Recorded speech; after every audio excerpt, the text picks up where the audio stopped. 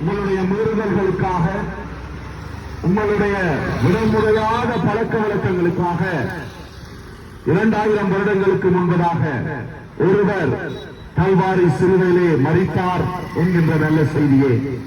பாவத்தின் சம்பளம் மரணம் என்று பரிசுத்த வேதாகமம் சொல்கிறது. பாவத்தின் சம்பளமாகிய மரணத்திலே இருந்து உங்களை மீட்பதற்கு 2000 வருடங்களுக்கு முன்பதாக ஆண்டவராகிய இயேசு கிறிஸ்து இந்த பூமியிலே மனுஷனாக பிறந்து மனுக்குலத்தினுடைய பாவத்தை தன்மேல் சுமந்தார். அவரை இந்த பூமியிலே மனுக்குலத்தினுடைய பாவத்திற்காக சகலவிதமான மீறுதல்களுக்காகவும் அவர் அடிக்கப்பட்டார் என்று பரிசுத்த வேதாகமம் சொல்கிறது. ஆகையினாலே உங்களுடைய வாழ்க்கையிலே இருக்கின்ற மாற முடியாத பழக்க வழக்கங்களிலே இருந்து இயேசு ஒருவர் மாத்திரமே விடுதலை கொடுப்பதற்கு போதுமானவராய் இருக்கின்றார்.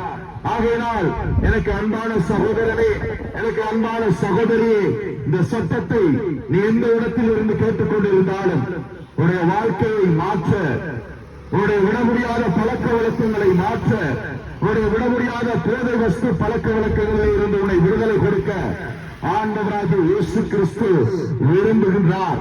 ஆகையினாலே பாவத்தின் சம்பளமாகிய மரணத்திலே இருந்து உன்னை மீட்பதற்கு இயேசு இந்த நேரத்திலும் உன்னை நேசிக்கிறார் என்று நாங்கள் அறிவித்து போக வந்திருக்கின்றோம். ஒருவேளை உங்களுடைய மனதிலே ஒரு கேள்வி ஏற்படலாம்.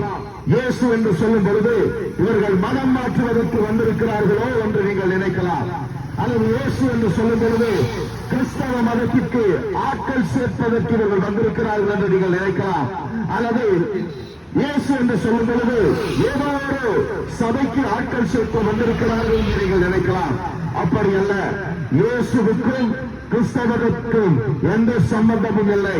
இயேசு இந்த பூமியிலே கிறிஸ்தவம் என்று சொல்லப்படுகின்ற மதத்தை ஸ்தாபிப்பதற்கு வரவில்லை. மதத்திற்கும் கடவுளுக்கும் எந்த ஒரு சம்பந்தமும் இல்லை. மனிதன் கடவுளை அடைவதற்கு, கடவுளுடைய வழிகளை தேடுவதற்கு தனக்கு சொந்தமாக மதங்களை உருவாக்கிக் கொண்டான். ஆனால் கடவுள் மனுஷனை தேடி இந்த பூமியில் வந்தார் என்று நாங்கள் பார்க்கின்றோம்.